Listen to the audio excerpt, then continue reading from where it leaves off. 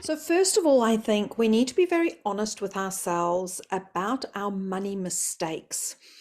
Think back to the mistakes that you have made with your money in the past, where you sort of went, "Oh, I really wish I hadn't done that," or "That wasn't a wise investment." Um, and write down those mistakes, own them. Make sure that you're not judging yourself as you're doing it, but really identify them, be honest, because nobody else is going to see this. This is just for you. Then I want you to think about why they happened.